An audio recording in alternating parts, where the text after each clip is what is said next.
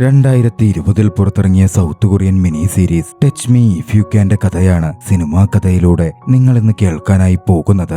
കഥയെ ആരംഭിക്കുന്നത് അരി എന്ന യൂണിവേഴ്സിറ്റി സ്റ്റുഡന്റിനെ പരിചയപ്പെടുത്തിക്കൊണ്ടാണ്. അവളന്ന് തന്റെ ബോയ്ഫ്രണ്ടിനൊപ്പം പുറത്ത് ഔട്ടിങ്ങിന് പോയിരിക്കുകയായിരുന്നു. അവിടെ വെച്ച് അവൾ അവനെ ചുംബിച്ചു. കാര്യങ്ങൾ ചൂടുപിടിക്കാൻ തുടങ്ങിയപ്പോഴേക്കും അരി ആ യുവാവിനെ തള്ളിമാറ്റി. അവളത് ചെയ്യുമ്പോൾ അവളുടെ കയ്യിൽ നിന്നും പിങ്ക് കളറിലുള്ള എനർജി പരക്കുന്നുണ്ടായിരുന്നു. കൂടെ ഉണ്ടായിരുന്ന പയ്യൻ എന്താ പറ്റിയത് എന്ന് ചോദിച്ചു. ഞാനിപ്പോ ഫുള്ളായി എന്നായിരുന്നു അവളുടെ മറുപടി. ആ പയ്യന് അത് മനസ്സിലായതേയില്ല. പക്ഷേ കാര്യങ്ങൾ വ്യക്തമാവുകയായിരുന്നു. അരി യാഥാർത്ഥ്യത്തിൽ ഒരു മനുഷ്യനല്ല, അവളൊരു സക്യുബസ് ആണ്. സക്യുബസ് എന്നൊക്കെ പറഞ്ഞാൽ നമ്മുടെ ഭാഷയിൽ യക്ഷി എന്നൊക്കെ വിളിക്കാം. യക്ഷി പൊഴുവെ എതിരാളിയായ മനുഷ്യന്റെ രക്തമൂറ്റി ജീവിക്കുന്നു എന്നാണെങ്കിൽ സക്യുബസ് അവരെ സ്പർശിച്ചും അവരെ ചുംബിച്ചും അവരുടെ എനർജി കരസ്ഥമാക്കുന്നു എന്ന തരത്തിലാണ് വിശ്വസിക്കപ്പെടുന്നത്. ഷെയ്ക്ക് ഹാൻഡിലൂടെയും ഹൈഫൈവിലൂടെയും ഒക്കെ ചെറിയൊരു എനർജിയെ അവൾക്ക് ലഭിക്കുകയുള്ളൂ. പക്ഷേ ചുംബനത്തിലൂടെ ഒരാളുടെ എനർജിയുടെ ഭൂരിഭാഗവും തന്നിലേക്ക് ഊറ്റിയെടുക്കാൻ അവൾക്ക് കഴിയും. യൂണിവേഴ്സിറ്റിയിലെ തന്നെ ഏറ്റവും പോപ്പുലർ സ്റ്റുഡന്റ് ആയിരുന്നു അവൾ. കഴിഞ്ഞ 200 കൊല്ലത്തോളമായി ജീവിക്കുന്നത് കൊണ്ട് അത്രയും കൊല്ലത്തെ ഡേറ്റിംഗ് എക്സ്പീരിയൻസും അവൾക്കുണ്ട്. അതുപയോഗിച്ച് ഏതൊരു പയ്യനെയും എളുപ്പത്തിൽ വീഴ്ത്തുവാൻ അവൾക്ക് സാധിക്കുമായിരുന്നു. അവളുടെ ശ്രദ്ധ പിടിച്ചു പറ്റുവാനും അവളോട് ഫ്ലേർട്ട് ചെയ്യുവാനും വേണ്ടി എപ്പോഴും ഒരുപറ്റം പയ്യന്മാർ അവളുടെ ചുറ്റിലും ഉണ്ടായിരുന്നു. പക്ഷേ അരി വളരെ സെലക്ട് ചെയ്ത് മാത്രമേ തന്റെ ചോയ്സുകളെ കണ്ടെത്താറുള്ളൂ. എന്നിരുന്നാലും എല്ലാവരോടും അവൾ നല്ല രീതിയിൽ ഇടപഴകുമായിരുന്നു. അതുകൊണ്ട് തന്നെ മറ്റ് പെൺകുട്ടികൾക്ക് അവളോട് കുശുമ്പും അസൂയയുമുണ്ട്. പല ഗോസിപ്പ് കഥകളും കോളേജിൽ പരക്കുകയും ചെയ്തിരുന്നു. അതിൽ പ്രധാനപ്പെട്ട ഒന്ന് അവൾ മാർക്കിനു വേണ്ടി അധ്യാപകനെ വളച്ചെടുത്തു എന്നതായിരുന്നു. അരി ഒരു പൊട്ടിയൊന്നുമായിരുന്നില്ല. തന്റെ എതിരാളികളായ പെൺകുട്ടികൾ പ്ലാൻ ചെയ്യുന്നതിനെ പറ്റിയും അവർ പറഞ്ഞുണ്ടാക്കുന്നതിനെ പറ്റിയും അവൾക്ക് നല്ല ബോധ്യമുണ്ടായിരുന്നു. അതുകൊണ്ട് തന്നെ തന്നെപ്പറ്റി റൂമർ സംസാരിക്കുന്നവരെ തന്റെ സുഹൃത്തുക്കളാക്കുവാൻ അരി തീരുമാനിച്ചു. അവൾക്കൊരവസരവും വന്നു കിട്ടി. പ്രധാന പ്രശ്നക്കാരായ ക്ലാസ്സിലെ 3 പെൺകുട്ടികൾ തങ്ങളുടെ ഡാമേജ്ഡ് ഹെയറിനെ പറ്റി പരസ്പരം ചർച്ച ചെയ്ത് സംസാരിച്ചു കൊണ്ടിരിക്കുകയായിരുന്നു. അങ്ങോട്ടേക്കരി കടന്നു ചെന്നു. താൻ ഉപയോഗിക്കുന്ന എപ്പോഴും ഭംഗിയായി മുടി സൂക്ഷിക്കാൻ സാധിക്കുന്ന തരത്തിലുള്ള തന്റെ ഹെയർ ഷാംപൂവിനെ പറ്റി അവർക്ക് പരിചയപ്പെടുത്തി കൊടുത്തു. അവരെ തന്റെ വലയിൽ വീഴ്ത്തുവാൻ അരിക്കത് ധാരാളമായിരുന്നു. ആ പെൺകുട്ടികൾ അതോടെ അരിയുടെ സുഹൃത്തുക്കളായി മാറി. അവളെപ്പറ്റിയുള്ള കംപ്ലൈന്റ് പറയൽ നിർത്തുകയും മറിച്ച് അവൾ എന്ത് ക്യൂട്ടാണ് എന്ന മട്ടിൽ കോംപ്ലിമെന്റ് ഒക്കെ നൽകാൻ ആരംഭിക്കുകയും ചെയ്തു. അന്ന് ക്ലാസ് കഴിഞ്ഞ് ഡിന്നറിന് പോകുവാൻ അവർ അവളെ ക്ഷണിച്ചു. മൂവരും ഒന്നിച്ച് സംസാരിച്ചു നിൽക്കെ ഒരു പയ്യൻ വന്ന് അരിയുടെ പിന്നിൽ തോണ്ടി. പെട്ടെന്ന് അവൾക്ക് വലിയ തോതിൽ എനർജി പാസ് ചെയ്യുന്നതായി അനുഭവപ്പെട്ടു. എനർജിയുടെ അതിപ്രസരം കാരണം അവളുടെ കണ്ണുകൾ പോലും ചുവന്നു. അവൾ ആ പയ്യനെ കാണാൻ തിരിഞ്ഞെങ്കിലും അവനൊരു മാസ്ക് ധരിച്ചിരുന്നു. കൊറോണ പാൻഡമിക്കിന്റെ ആരംഭമായതുകൊണ്ട് അവനെല്ലാവർക്കും മാസ്ക് വിതരണം ചെയ്യുകയായിരുന്നു. ഷീവു എന്നായിരുന്നു ആ പയ്യന്റെ പേര്. അവനാളൊരു ഇൻട്രോവേർട്ടും ജെർമോഫോബുമാണ്. ആ പയ്യന്റെ എനർജി ലെവൽ ആര്യയെ അമ്പരപ്പിച്ചു. ആര്യ അവനെ അല്പനേരം നോക്കി നിന്നു. അവനാകട്ടെ മാസ്കുകൾ എല്ലാവർക്കും വിതരണം ചെയ്ത് മുന്നോട്ട് പോവുകയായിരുന്നു ചെയ്തത്. ആര്യ പിന്നാലെ പുഞ്ചിരിച്ചു. അവനെ വശീകരിച്ച് അവന്റെ എനർജി മുഴുവൻ ഊറ്റണം എന്നതായിരുന്നു ആ ചിരിക്കു പിന്നിൽ. വീട്ടിലെത്തിയിട്ടും ആര്യ ചിന്തിച്ചത് മുഴുവൻ ഷീവുവിന്റെ എനർജിയെ പറ്റിയായിരുന്നു. പെട്ടെന്ന് ഷീവു അവളുടെ റൂമിലേക്ക് എത്തി. ഷീവു മാസ്ക് ധരിച്ചിരുന്നില്ല. നീ സ്മാർട്ടാണെന്നും ഞാനെന്തിനാ ഇവിടെ വന്നിരിക്കുന്നത് എന്ന് പറയൂ എന്നവൻ അവളോട് ചോദിക്കുകയും ചെയ്തു. അവനും ഒരു ഹ്യൂമൻ അല്ല, ഒരു ഇൻക്യുബസ് അഥവാ ഗന്ധർവനാണ് എന്നവൾ ഊഹിച്ചെടുത്തു. ഷീവു അവൾക്കരികിലെത്തി അവളെ ചുംബിക്കാൻ ശ്രമിച്ചു. പക്ഷെ അത് തന്റെ എനർജി ഊറ്റിയെടുക്കാനാണ് എന്നരി മനസ്സിലാക്കിയിരുന്നു. അവളുടൻ ഒഴിഞ്ഞു മാറി. പിന്നാലെ അരി അവനെ ഒരു പാഠം പഠിപ്പിക്കണമെന്ന് തീരുമാനിച്ച് അവനെ ചുംബിച്ച് അവന്റെ എനർജി ഊറ്റിയെടുക്കാൻ ശ്രമിച്ചു. പക്ഷെ അപ്പോഴേക്കും മാസ്ക് ധരിച്ച് അവൻ തന്നെ പ്രൊട്ടക്ട് ചെയ്തിരുന്നു. തൊട്ടു പിന്നാലെ ഒരു ഞെട്ടലോടെ ആര്യ ഉറക്കത്തിൽ നിന്നും ഉണർന്നു. അത് മുഴുവൻ അവളുടെ സ്വപ്നം മാത്രമായിരുന്നു. അത് അവളുടെ മൂഡ് തകർക്കുകയും അന്ന് മുഴുവൻ വല്ലാത്ത അലസതയിൽ അവൾ കാണപ്പെടുകയുമുണ്ടായി. അവളുടെ ഗ്യാങ് മെമ്പേഴ്സ് അവളെ ചീറപ്പ് ചെയ്യിക്കാനൊക്കെ നോക്കിയെങ്കിലും അവൾ തളർന്നിരുന്നു. മാത്രമല്ല പാൻഡമിക് സ്പ്രെഡ് ചെയ്യാൻ ആരംഭിച്ചിരുന്നു. അതോടെ ഏവരും മാസ്ക് ധരിക്കാനും ഫിസിക്കൽ കോണ്ടാക്ട് അവോയ്ഡ് ചെയ്യാനും ആരംഭിച്ചു. മുമ്പ് അവളോട് ഒരു ഡേറ്റിന് വേണ്ടി അപേക്ഷിച്ച് പിന്നാലെ നടന്നിരുന്നവർ പോലും അവളെ കാണുമ്പോൾ ഒഴിഞ്ഞു മാറാൻ തുടങ്ങി. അവൾ മാസ്ക് ധരിക്കാതെ നടക്കുന്നതായിരുന്നു അവരുടെ ഭയത്തിന് കാരണവും. അരി താൻ പതിവായി പോകുന്ന കോഫി ഷോപ്പിലെത്തി. അവിടുത്തെ ബാരിസ്റ്റയുടെ കയ്യിൽ തൊട്ടായിരുന്നു വേണ്ടപ്പോൾ അവൾ റീചാർജ് ചെയ്തിരുന്നത്. പക്ഷേ നിർഭാഗ്യവശാൽ ആ ബാരിസ്റ്റയും കയ്യിൽ ഗ്ലൗസ് ധരിക്കാൻ ആരംഭിച്ചിരുന്നു. അതോടെ അവൾക്ക് അവിടെ നിന്നും എനർജി നേടുവാൻ സാധിക്കാതെയായി. ക്ലാസ്സിലെത്തിയ അവൾ ആകെ തളർന്ന് ശുണ്ടിയോടെ ഡെസ്കിൽ തലവെച്ച് കിടക്കാൻ തുടങ്ങി. ആ സമയമായിരുന്നു അങ്ങോട്ടേക്ക് ഷീവു കടന്നെത്തുന്നത്. താൻ പുതിയ വിദ്യാർത്ഥിയാണ് എന്നവൻ ഇൻട്രൊഡ്യൂസ് ചെയ്തു. തളർന്നു കിടക്കുകയായിരുന്ന അവൾ ഷീവുവിനെ അവിടെ കണ്ടതും പെട്ടെന്ന് റിയാലിറ്റിയും സ്വപ്നവും മിക്സ് ചെയ്ത പോലെ സംസാരിക്കാൻ തുടങ്ങി. എഴുന്നേറ്റ് നിന്ന് ഷീവുവിനെ നോക്കി അവൻ ഗന്ധർവനാണെന്നും തന്നെ വശീകരിക്കാൻ വന്നിരിക്കുന്നതാണ്, തന്റെ എനർജി ചോർത്താൻ വന്നിരിക്കുന്നതാണ് എന്നൊക്കെ അവൾ വിളിച്ചു പറഞ്ഞു. ടീച്ചർ അവളോട് ഇരിക്കുവാൻ പറഞ്ഞ് അലറിയപ്പോൾ മാത്രമായിരുന്നു അവൾ സ്വബോധത്തിലേക്ക് വന്നതുപോലും. മുഴുവൻ ക്ലാസും ഷീവുവിന് നേരെ നോക്കുകയായിരുന്നു. ശരിക്കും ഷീവു ഒരു ഗന്ധർവനാണോ അല്ലയോ എന്ന മട്ടിൽ. അന്ന് ക്ലാസ് കഴിഞ്ഞ് ഷീവു പുറത്തേക്ക് ഇറങ്ങിയപ്പോൾ അവൾ ഷീവുവിന് പിന്നാലെ ഓടിയെത്തി ഷീവുവിന്റെ കയ്യിൽ പിടിച്ചു.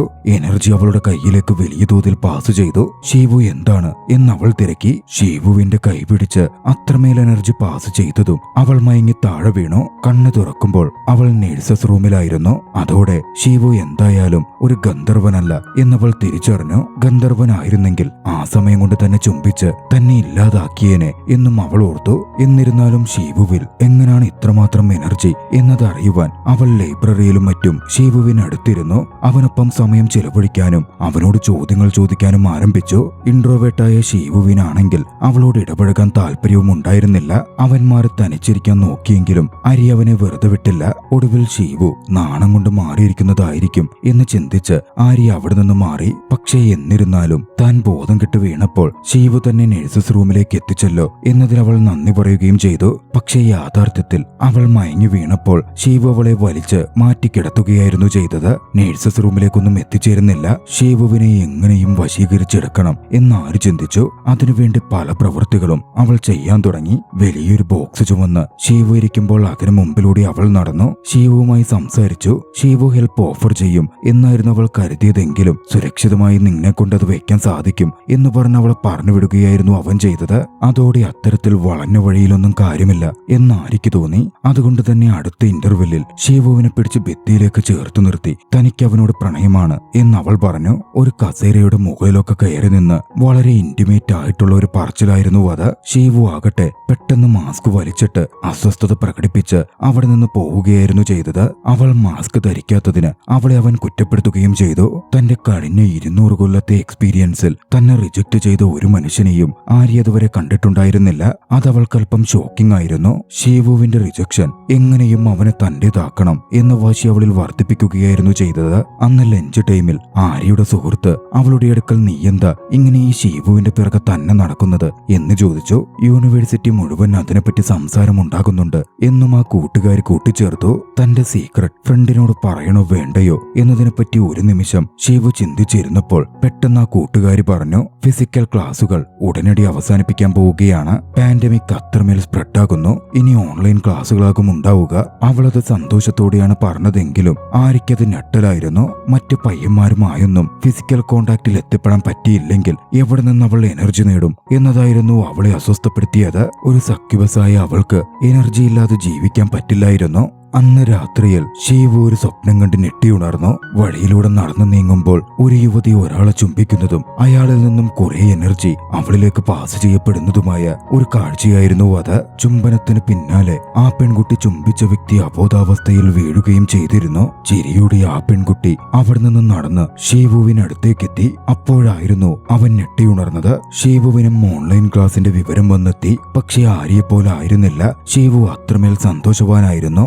ഇൻട്രോവേർട്ട് ആയതുകൊണ്ട് തന്നെ വീടിനുള്ളിൽ സമയം ചെലവഴിക്കാൻ അവൻ അത്രമേൽ ആഗ്രഹിച്ചിരുന്നു. ഇതേ സമയം ആര്യയാകട്ടെ കോവിഡ് ഫ്രണ്ട്ലൈൻ സർവീസസിനും മറ്റു ജോലിക്കും വേണ്ടി ശ്രമിക്കുകയായിരുന്നു. ആളുകളുമായി ഇടപഴകിയില്ലെങ്കിൽ തന്റെ കാര്യം വല്ലാത്ത പരുങ്ങലിലാകും എന്നവൾക്കറിയാമായിരുന്നു. പക്ഷേ പാൻഡമിക് സിറ്റുവേഷനിൽ അത്തരമൊരു അവസരം ലഭിക്കുവാൻ അത്ര എളുപ്പമായിരുന്നില്ല. എനർജിയുടെ കുറവ് കാരണം അവളുടെ സ്കിന്നും മുടിയുമൊക്കെ ഡള്ളാവാനും ആരംഭിച്ചു. അതോടെ ആളുകളുമായി ഇന്ററാക്ട് ചെയ്യുവാൻ അവൾ തന്റെ കയ്യിലുള്ള വസ്തുക്കൾ വിൽക്കാൻ തുടങ്ങി. ആദ്യം അവൾ ഓൺലൈനിൽ വിൽപ്പനയ്ക്ക് വെച്ചത് തന്റെ പക്കലുള്ള മാജിക് കണ്ടീഷണറും ഷാമ്പുവുമായിരുന്നു. അത് വാങ്ങാൻ നിരവധി ആളുകൾ എത്തി. അവരുടെ കയ്യിലൊക്കെ തൊട്ട് അവൾ കുറച്ച് എനർജി സംഭരിച്ചു. പക്ഷേ അതൊക്കെ ചെറിയ എനർജിയെ കൈമാറിയിരുന്നുള്ളൂ. കണ്ടീഷണേഴ്സും ഷാമ്പുവും തീർന്നതും തന്റെ പക്കലുള്ള ആന്റിക് ഗെയിമിംഗ് ഗാഡ്ജറ്റുകൾ വിൽക്കുവാൻ അവൾ തീരുമാനിച്ചു. അതിന് അത്യാവശ്യം നല്ല തുക വരുമായിരുന്നു. എന്നിരുന്നാലും ചീപ്പ് റേറ്റിന് അവൾ ഓൺലൈനിലിട്ടു. മറുവശത്ത് ഷീവു ആകട്ടെ ഗെയിം കളിച്ചും മറ്റും ആഘോഷിക്കുകയായിരുന്നു. അവൻ ആ ആന്റിക് ഗെയിമിംഗ് കാസറ്റുകളുടെയും മറ്റും ആഡ് കണ്ടു. അത് വാങ്ങാൻ കോണ്ടാക്ട് ചെയ്ത് അവളെ മീറ്റ് ചെയ്യാനെത്തി. പക്ഷേ അവൾ മാസ്ക് ധരിച്ചിരുന്നതുകൊണ്ട് ഷീവുവിന് പെട്ടെന്ന് ആളെ മനസ്സിലായിരുന്നില്ല. പക്ഷേ ഷീവുവിനെ കണ്ടതും ആരി തിരിച്ചറിഞ്ഞിരുന്നു. അവനെ തൊട്ടാൽ നല്ല ലെവൽ എനർജി കിട്ടുമല്ലോ എന്നോർത്തവൾ സന്തോഷിച്ചു. പക്ഷേ കൈമാറ്റം ചെയ്യുമ്പോൾ അത് ടേബിളിൽ വെച്ചാൽ മതിയെന്നും താൻ എടുത്തുകൊള്ളാമെന്നും പാൻഡമിക് ആയതുകൊണ്ട് അകലം കീപ്പ് ചെയ്യുന്നത് നല്ലത് എന്നും അവൻ പറഞ്ഞു. അതവളെ വെട്ടിലാഴ്ത്തി. പൈസ വാങ്ങുമ്പോൾ കയ്യിൽ തൊടാം എന്ന് കരുതിയെങ്കിലും ഫണ്ട് ട്രാൻസ്ഫർ ചെയ്യാം എന്നായിരുന്നു അവൻ പറഞ്ഞത്. മറ്റു വഴികളില്ലാതെ എല്ലാ പദ്ധതിയും പാളിയപ്പോൾ അവളുടൻ അവന്റെ കയ്യിൽ കടിച്ചു. ആദ്യം അവരൊന്ന് ഷോക്കായെങ്കിലും മാസ്ക് മാറ്റി അവളുടെ മുഖം കണ്ടതോടെ ഷീവു അവളോട് കൂടുതൽ ദേഷ്യപ്പെട്ടില്ല. എന്താ ചെയ്യുന്നതെന്ന് അവൻ ചോദിച്ചെങ്കിലും താൻ ആ ഗെയിമിംഗ് ഗാഡ്ജറ്റ് ഒക്കെ അവന് ഫ്രീ ആയി കൊടുക്കാമെന്നും പകരം തന്നെ ഡെയിലി വന്നൊന്ന് കണ്ടാൽ മതി എന്ന് പറയുകയുമായിരുന്നു അവൾ ചെയ്തത്. താൻ പണം തരാമെന്നവൻ പറഞ്ഞെങ്കിലും അത് സ്വീകരിക്കാൻ ആരി കൂട്ടാക്കിയില്ല. ഏറ്റവും ഒടുവിൽ നാളെ വന്ന് മീറ്റ് ചെയ്യാം എന്ന് ഷീവു സമ്മതിച്ചു. അവർ തമ്മിൽ ചെറിയ പരിചയമായതുകൊണ്ട് അവരൊന്നിച്ച് ഓൺലൈൻ ഗെയിം കളിക്കാനും മറ്റും ആരംഭിച്ചിരുന്നു. അന്ന് ഗെയിമിംഗിൽ അവരൊരു ടീമായി കളിച്ചു. പക്ഷേ ഷീവുവിന്റെ പ്രവൃത്തി കാരണം ഗെയിം അവർ പരാജയപ്പെട്ടിരുന്നു. അതുകൊണ്ട് തന്നെ അതിന് പരിഹാരമെന്ന രീതിയിൽ ഷീവു തന്നെ കോഫി കുടിക്കാൻ പുറത്തു കൊണ്ടുപോകണം എന്നാരി ആവശ്യപ്പെട്ടു. മനസ്സില്ലാ മനസ്സോടെ അവനതിന് സമ്മതിച്ചു. അവൾ സ്ഥിരമായി പോകുന്ന കഫയിലായിരുന്നു അവരിരുവരും പോയത്. അവിടുത്തെ ബാരിസ്റ്റ അവർ കപ്പിൾസ് ആണോ എന്ന തരത്തിൽ ചോദിച്ചു. ആര്യയുടെ ഹാർട്ട് ബീറ്റ്സ് വരെ കൂടി. പക്ഷേ ഷീവു ആകട്ടെ അല്ലെന്ന തരത്തിൽ ഉടനടി അത് തിരുത്തുകയും ചെയ്തു. അവർ കോഫിയും കേക്കും വാങ്ങി കഴിക്കാനും മറ്റും തുടങ്ങി. പതിവ് പോലെ ആരി ഒരുപാട് സംസാരിച്ചു കൊണ്ടിരുന്നു. ഷീവു ആകട്ടെ ഒക്കെ കേട്ടിരിക്കുകയായിരുന്നു ചെയ്തത്. അവരുടെ അടുത്തൊരു കപ്പിൾസ് ഇരുന്ന് പരസ്പരം കേക്ക് കോരിക്കൊടുക്കുന്നുണ്ടായിരുന്നു. അതുപോലെ വേണമെന്ന് അവൾ ആവശ്യപ്പെട്ടു. അത്തരത്തിൽ പ്രവർത്തിക്കുകയും ചെയ്തു. ഷീവുവും അതിന് നിന്നുകൊടുത്തു. ഷീവു തന്റെ വലയിൽ വീണിട്ടുണ്ട് എന്നാരി ചിന്തിച്ചങ്ങനെ നിൽക്കെ പെട്ടെന്ന് കഴിച്ചു തീർക്കാമോ എങ്കിൽ എനിക്ക് പോവാമായിരുന്നു എന്നവൻ പറഞ്ഞു. അതോടെ ഒന്നും വർക്കായിട്ടില്ല എന്നവൾക്ക് മനസ്സിലായി. ശേഷം അവർ അവിടെ നിന്ന് ഇറങ്ങിപ്പോവാൻ തുടങ്ങി. ഷീവു വീട്ടിൽ പോകണമെന്ന് പറഞ്ഞപ്പോൾ നമുക്ക് കുറച്ചുകൂടി ഡേറ്റ് ചെയ്ത് നടക്കാമെന്നും ഞാൻ നിനക്ക് ഗെയിമിംഗ് ഗാഡ്ജറ്റ് ഒക്കെ തരുന്നതല്ലേ എന്ന് ആരി വാദിച്ചു. ഉടനടി ഷീവു നിൽക്കുകയും ആരിയോട് നിൽക്കാൻ പറയുകയും ചെയ്തു. എന്താ പറ്റിയതെന്ന് അവൾ ചോദിച്ചപ്പോൾ അവൾ തനിക്ക് ഒരുപാട് അറ്റൻഷൻ തരുന്നതായും അവൾക്കിഷ്ടമില്ലെങ്കിൽ ഇത്തരത്തിലൊന്നും പ്രവർത്തിക്കേണ്ട കാര്യമില്ലെന്നും ആളുകളുടെ സമയം വെറുതെ വേസ്റ്റ് ആക്കരുതെന്നും അവൻ പറയുകയും ഗെയിമിംഗ് സെറ്റ് ഒന്നും വേണ്ടെന്ന് പറഞ്ഞ് പോവാൻ ശ്രമിക്കുകയും ചെയ്തു.